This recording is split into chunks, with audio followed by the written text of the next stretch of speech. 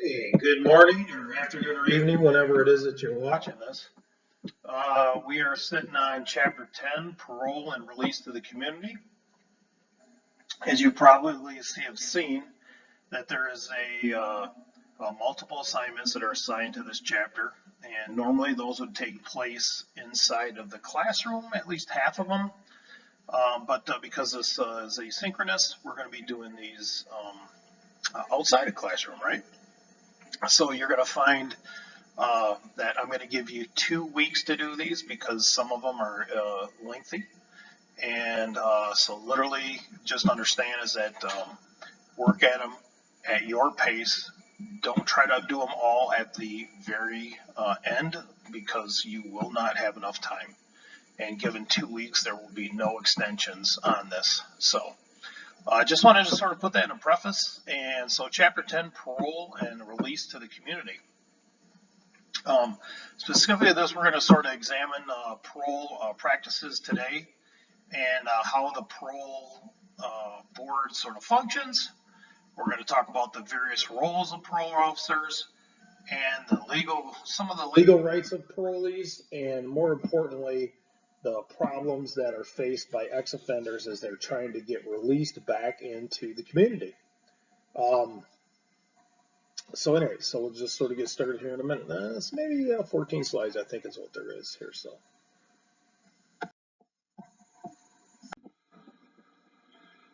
we continue on. We talk about parole practices.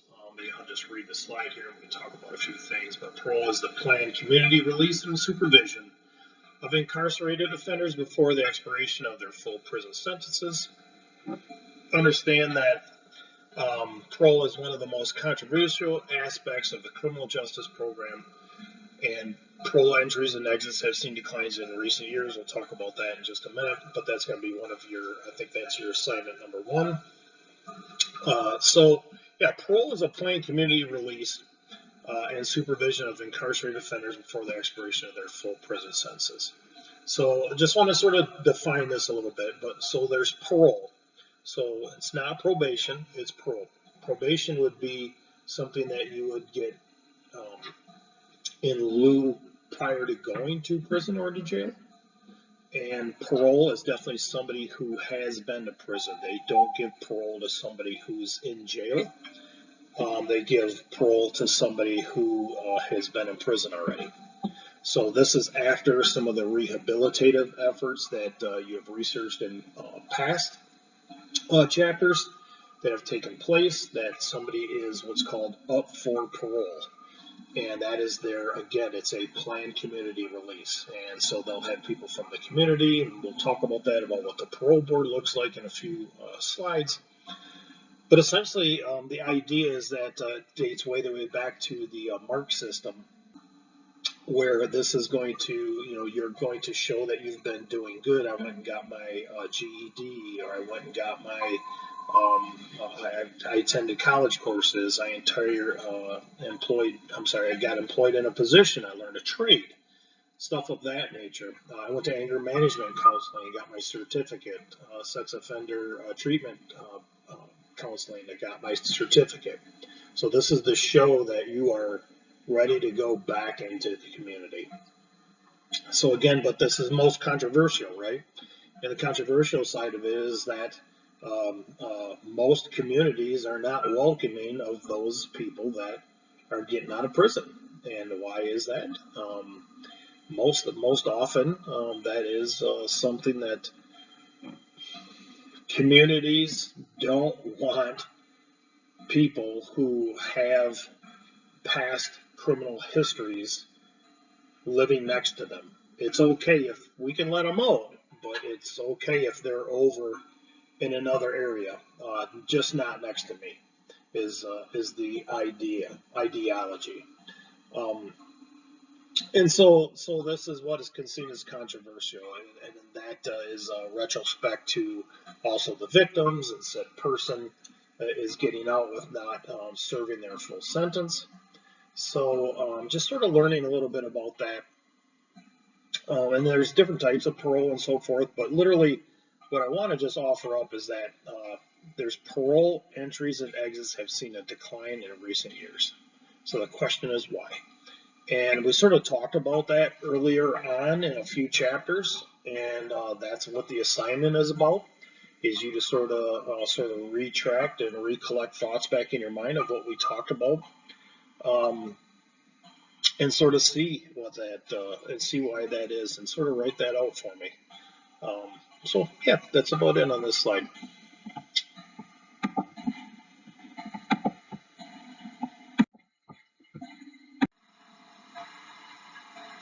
So continuing back in, the idea, the principles of parole.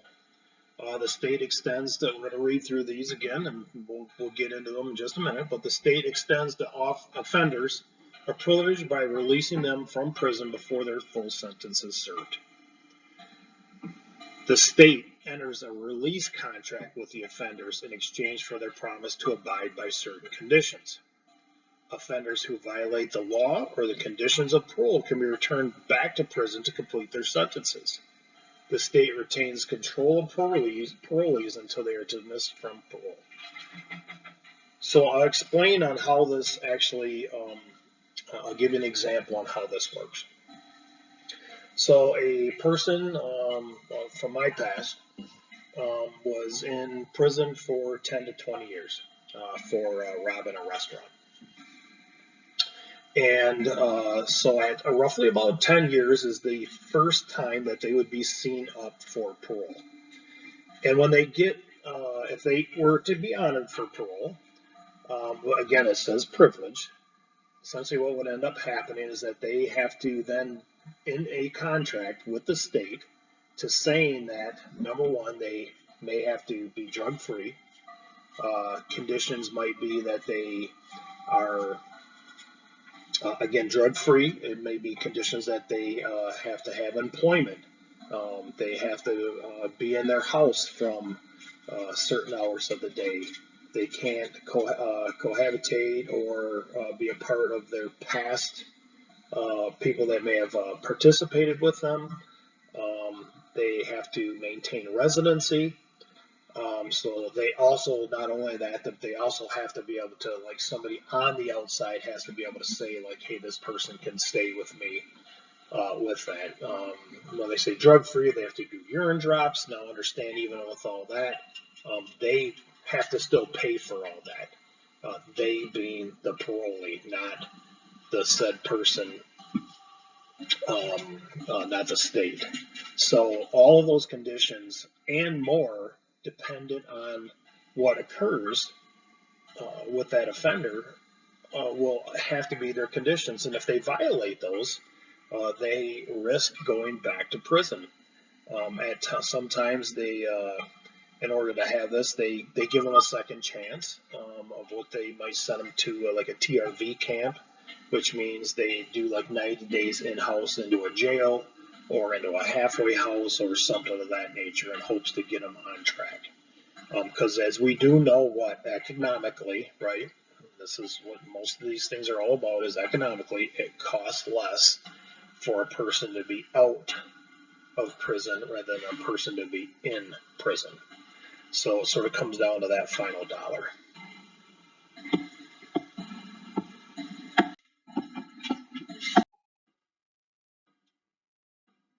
Yeah, so what is the parole board? Sort of talked about that a second ago.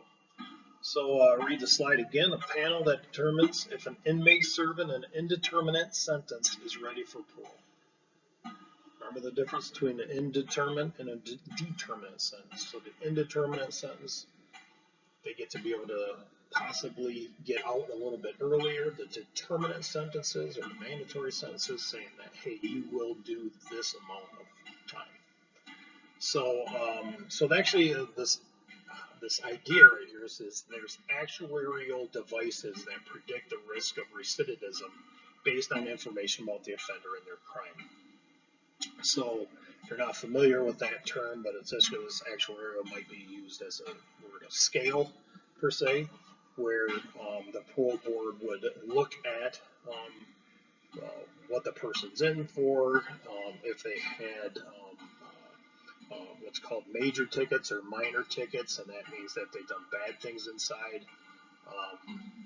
Have they done good things inside? they went to religious classes, and they went to different cognitive behavioral conditioning that we had talked about earlier in the last chapter. So they take all those things in order and actually decide if this person, number one is the biggest thing is what is the risk to the community if the person goes back out there. That's the number one thing that they look at. Because obviously a parole board is appointed. You are appointed to be on the parole board, mostly by the governors, I think, of most states. But the truth of the matter is that, I mean, obviously, if you let somebody out that you knew or had information that could be very terrible, that it could happen in society, there could be, I don't know of any cases just yet, but there could be some legal issues of negligence. I've started to see these being handed down the line for police officers and their negligence, and obviously their government agency for that of the parole board. So, I mean, this is something that could be down the line for a reason why somebody would not get out. They just don't want to take the risk. So they also aid, supervise, and provide continuing control of parolees in the community. So discharge parolees from parole and determine whether parolee should be revoked. Again, this is that they're looking at this assessment side of it on the scale. And the parole board's decisions are discretionary.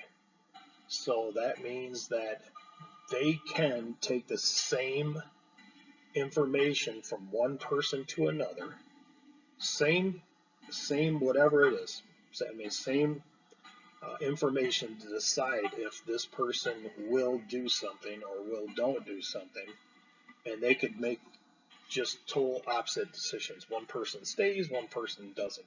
Gets to get released back to society. Mostly the membership ranges are between 3 to 19 people. As you may notice, I mean, we definitely have to have an odd because we wouldn't want to have an even number of that the person would want to go back or not. And they take this information in, and then they end up making a decision. So I've actually been called in on parole board hearings in the past of people that have done bad things and were in prison and got my opinion. I've also accompanied victims from past cases that I've had to parole board hearings, and so that they can speak to the parole board. The parole board often looks at like the letters from the victims. They could hear the victim testimony as well too, as I just said, and then those are the things that they sort of take into consideration before letting them go. And it's something that's, again, it's not something that's taken lightly. So, question for assignment 2. So I think this is number 2 of 6. So how could the characteristics listed of those on parole play into your own cultural and racial biases? What can be done to help counteract such a stereotype? Now, remember I just said that the decisions are discretionary. So again, they can essentially look at and decide. They're going to take, just like you do when you decide that you're going to choose Pepsi or Coke, you're going to have biases, which just means slants to one way or the other. And so it's the same as, a chocolate or vanilla cake, right? Or whatever it may be, or carrot cake. You like one specific, or you may not like another one. So how do we get our own then cultural and racial biases out of that complex and just look at the information in front of you? So that is for you to sort of ponder in your head and to react to that, and I'd like to hear from you on that.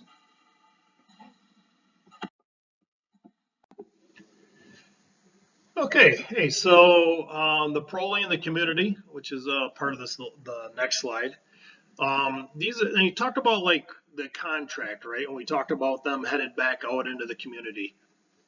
There are standard conditions that we talked about, like, not using drugs and stuff of that nature.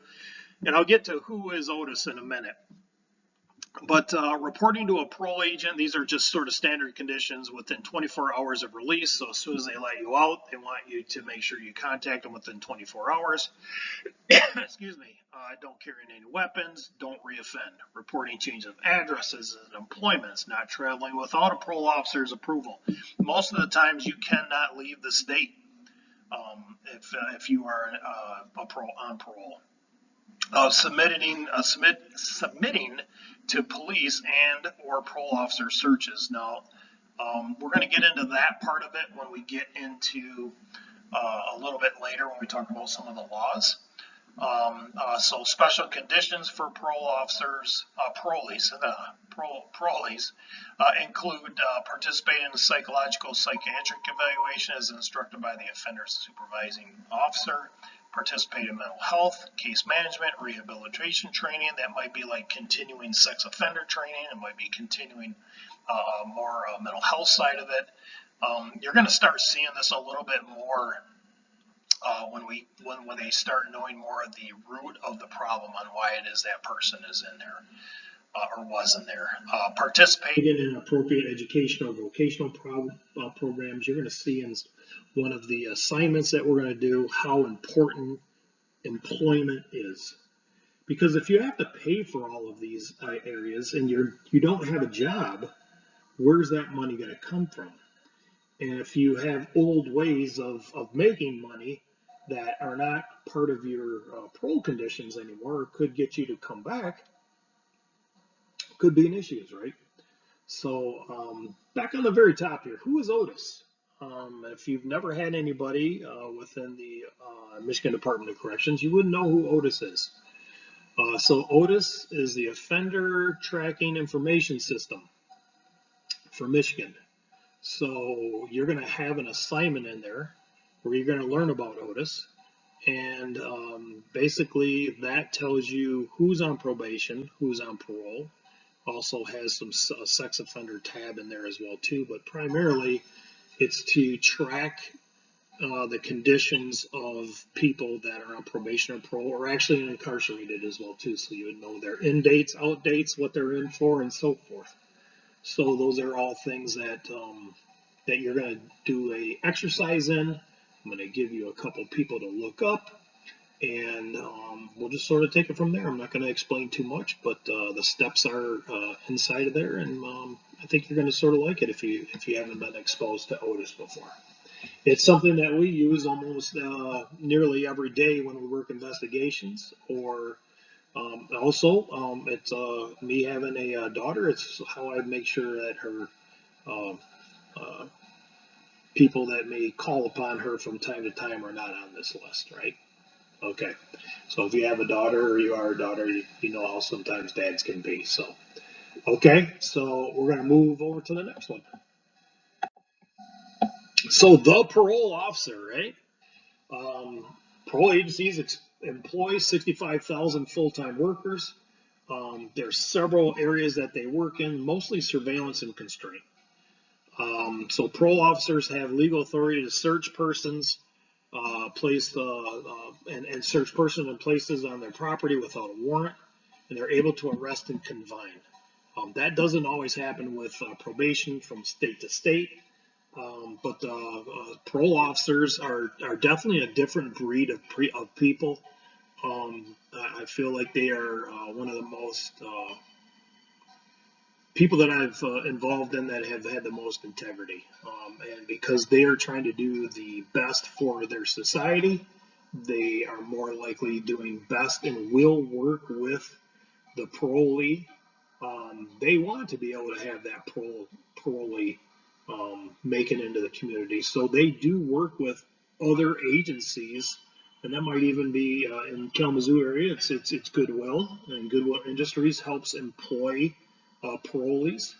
You're going to find out a little bit later as well too about, as I said before, how important employment is. But they also understand, like I said, the risk to the community, and they have to be on their job in order to make sure that there's not problems that their parolee is going to cause, and so that they would go on the absconder list. Hold on here, I have to. Yeah, so continuing on with the parole officer, obviously one of their other main duties are supervision of parolees. That has like sort of changed as well too, because now these days they're aided today by new technology, specifically GPS. So you may see somebody that has like a small little tether box on their ankle. Those are specifically used for GPS. It actually used to be way back a few days ago that it was all done by telephone. So if they were on like essentially a house arrest, if we needed to, we would call their specific place where it is that they're supposed to be at, and the person would have to answer the phone. And this was specifically before there was the invention of these guys, right? So essentially what we have here is now the ability to FaceTime somebody right now on their cell phone of where it is that they're at. And we can also use those to help GPS where they're at as well too. And I think that is definitely something that can help us as far as contacting and knowing where folks are at. So most high-risk parolees are placed on intensive supervision parole. Now you may ask yourself, why would a high-risk parolee even be out on parole? Some states, there is an opportunity to get out on parole, and they're going to take a chance, right? Of getting them out. But the truth of the matter is that I think that again, that is a huge risk for them. So again, they're on intense supervision, and that may be the point where they're going to end up having situations where they're going to be seen and have to report more to their parole officers. They may have more visits, home visits. So there might be somebody, and I know that there is in Kalamazoo. There's a group of parole officers that work with high-risk parolees. And so, like, they are making sure, and they will go out and do employment checks, and they'll do house checks, and they'll check after the people live. They'll check with the neighbors. I think one of the things that written right here is a large portion of parole revocations are due to technical violations rather than new offenses. So essentially, what's happened is that they're not going out and reoffending, or at least not being caught. Essentially, what they're doing is they're going out and uh, with the parole officer is that if you don't have those conditions, right, they're not met of finding employment or a bad drug screen or recontacting your victim or stuff of that nature, where your conditions are not met, you're going to find out that they're going to send you back, or at least to like a 90-day retention program before prison. So that's sort of where things are headed. They give you a little sample of going out there, seeing if it is that you can make it. If you can't make it, then they're quick to grab you up and send you back. One of the things that I read in here that was just it's quite interesting though is that I think it was on page 298. Is that 1,400 of the 17,000 parolees that are on intense supervision, 1,400 of them are on electronic technology as far as like a tether type situation. And then another stat that I had brought in here, that in California, 2/3 of the parolees returned to prison are parole violators, which I thought was, again, sort of interesting. Again, what are we doing to actually try to help these folks out while they're inside and while they're outside? Because, again, that's what the idea is to correct, right? Try to correct their behavior. Okay, so now we have a situation where the person has done something bad, right, or has been accused of doing something bad. So we talked a little bit about the last slide about technical violations. And now the parole officers decided that they're going to try to revoke the person's parole, the parolee's parole. So you can see here technical violations. We talked a little bit. Didn't report for a scheduled office visit. They missed a curfew because sometimes like they have to be in by 10 o'clock p.m. lack of employment or attendance at school, like I said, drug or alcohol use, and then they contacted the victim. So some of the serious technical violations was repeated failure. They escaped from their tether. They were involved in a violent crime, or they showed a pattern of misbehavior. So what happens next is that the parole officer actually gets a warrant for the parolee, and most of the times, like they will be arrested while they come in to actually see the parole officer. I've been at times out on the street with a parole officer looking for their parolee, and I've also pulled people over and they've had warrants for parole violation. Most of those do get involved in where they're lying about their names because they know they're headed back. Sometimes there's fights that can be involved because they know they're headed back. But most of the time, it's just they're lying about who they are, a false ID or something of that nature. So, anyway, so there's that. So with what happened is that Morrissey versus Brewer in 1972, the U.S. Supreme Court ruled on procedures for the revocation of parole hearings, and again, those actually weren't. There wasn't any guidelines for those at that time. They were all over the place. So what ends up happening is they end up sending some guidelines and knowing that the board must be neutral and that there can be defense counsel. And one of the good questions I guess I would have is that I don't know if you don't have enough money to have a defense counsel. Could you essentially still do they support one? So I don't have an answer for you for that right now. But I do feel like that's not the case. I feel like you have to be able to supply it yourself.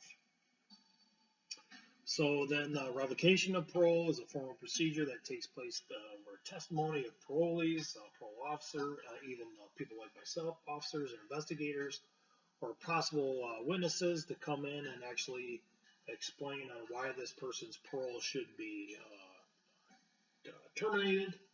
And it's quite interesting is that at some points they just actually read the police reports in there because that way they just get the facts of it. And most the officers don't have to drive to wherever it is that this person is getting revoked at. So, anyway, so that's sort of how that goes. So, how successful is parole, though, right? So, an important federal study showed that about 2/3 released on parole were rearrested within 3 years. That's not really good.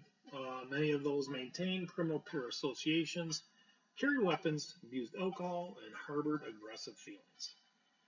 So I'll ask you, knowing that, this is something I asked in the actual classroom, is that what correctional program did you have, and asked you would have helped. So if somebody had a criminal peer association, if they carried weapons, or if they abused alcohol, or harbored aggressive feelings, would your correctional program that you picked out a few chapters ago, would have helped? They may have not, right? And so being able to find and have other alternatives so that we can find the strategy that will actually help the individual for these areas that we are mainstays, right? Somebody getting paroled, getting their parole revoked. Those are things that we want to be able to make sure that there's many options for us to use. So why do people fail on parole? One of the reasons may be at the prison experience, right? So we're going to get into this very shortly.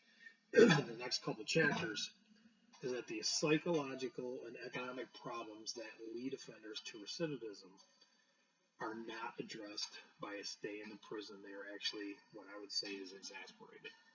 So the point is that you've heard me maybe say this before, but hurt people hurt people. And so those are the people that are actually hurt will go out and hurt people. And if we're not identifying those as we, while they're in prison, how is it that we can actually have them continuously go out there? it's not just like putting a bucket with a hole in it and filling it up with water and hoping and crossing your fingers that it's going to stay. If we don't address that hole, we know that there's water that's going to leak out of it.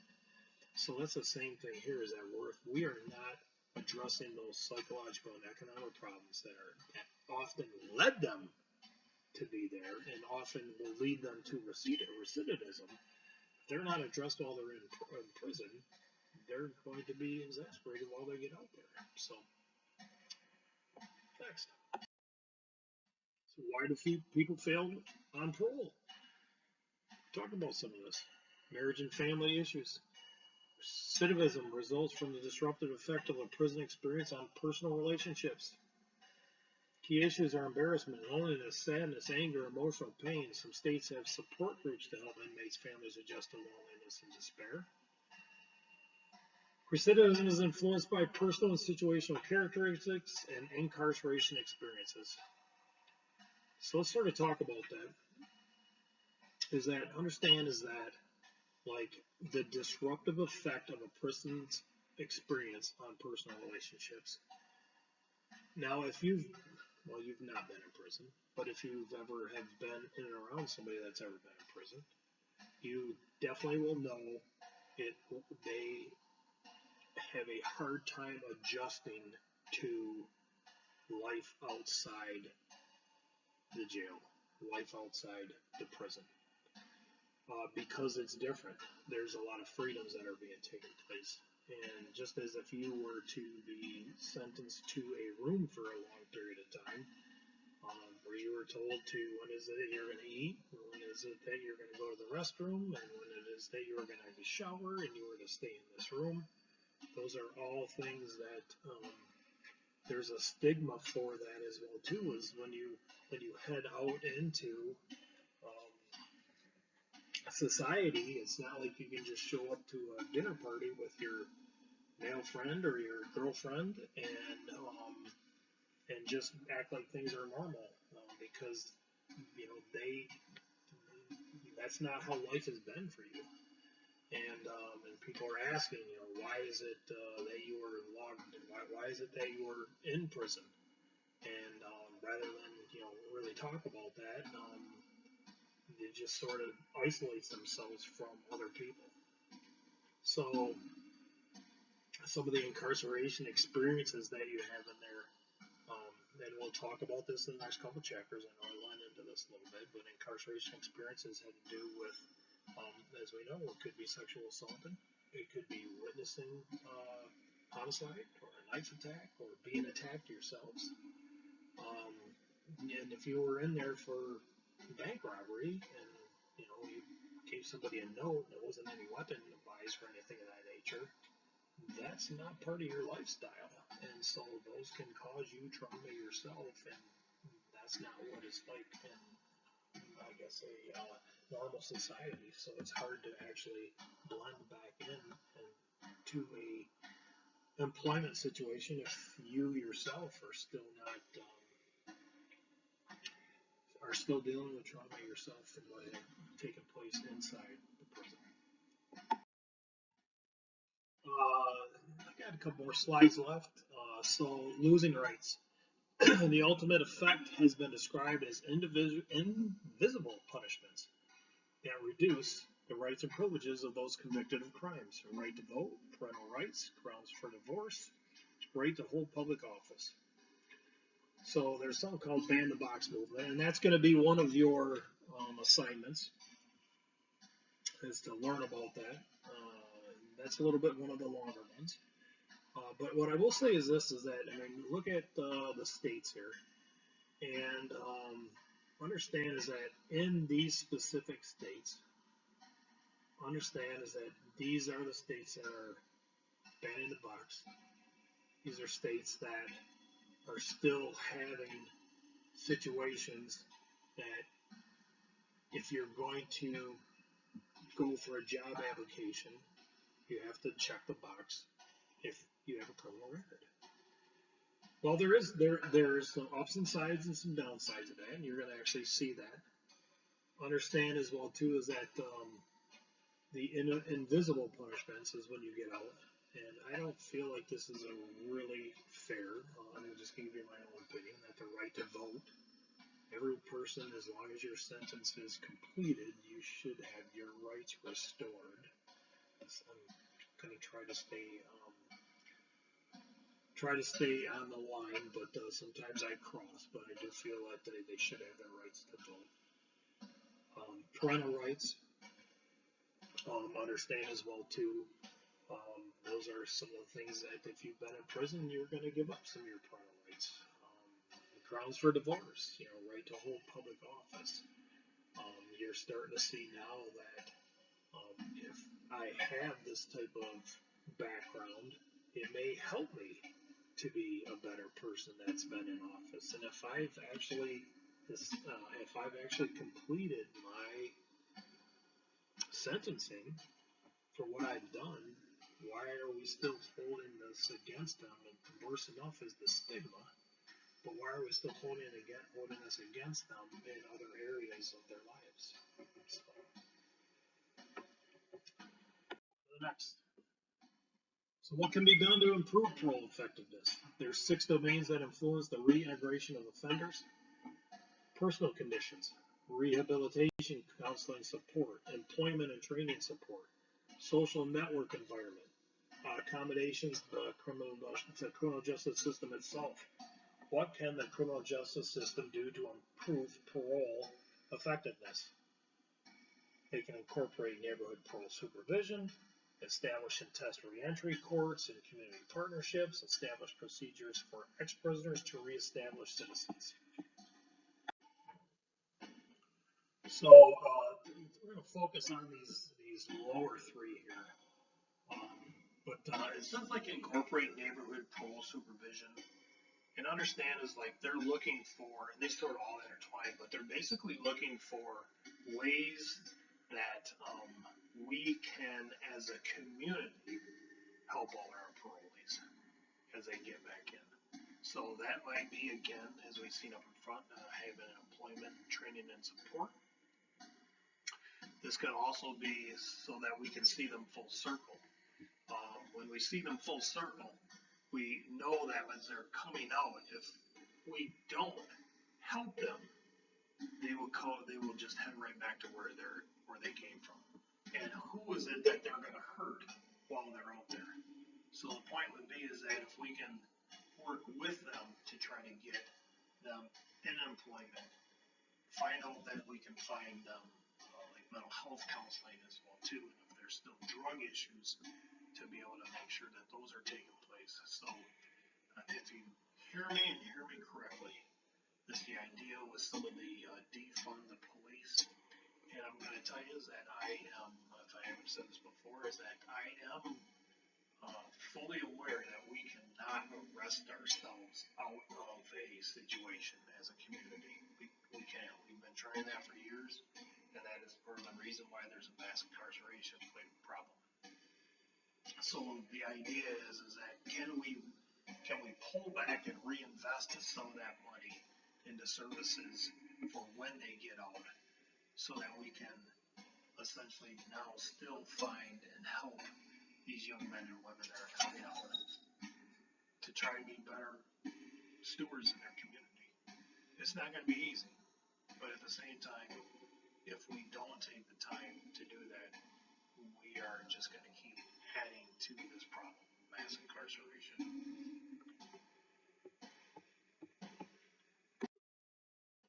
And so the last slide, Second Chance Act. There's a little bit about it here. So signed into law on April 9th. First of its kind, authorizes various grants to government agencies and nonprofit groups to provide employment assistance, substance abuse treatment, housing, family programming. You can keep reading. Provides millions of dollars in funding to study such topics as smart probation projects. Having fewer inmates means more money to focus on other social issues that may lead one to offend. So this is sort of that idea again as well too. You're going to see federal money being trickled down into the states to have and to get ahead of the program so that they can not have the issues later that's going to cause this mass incarceration. It's going to help families on the other side that are out out there so that they can continue to hopefully prosper and not follow in the footsteps of their mothers and fathers, or aunts and uncles, grandma and grandpas. So what you're going to see here as well too, this is your final assignment in this chapter. So please make sure that you do put your efforts into this and learning about it. And there's a few areas in here that is going to sort of what do I want to say? That's going to capulate everything that it is that we've learned in this chapter and sort of bring it all together so that you can sort of get a feeling on, are we doing a good job, and how is it that we can do a better job in the future. Okay, that's it.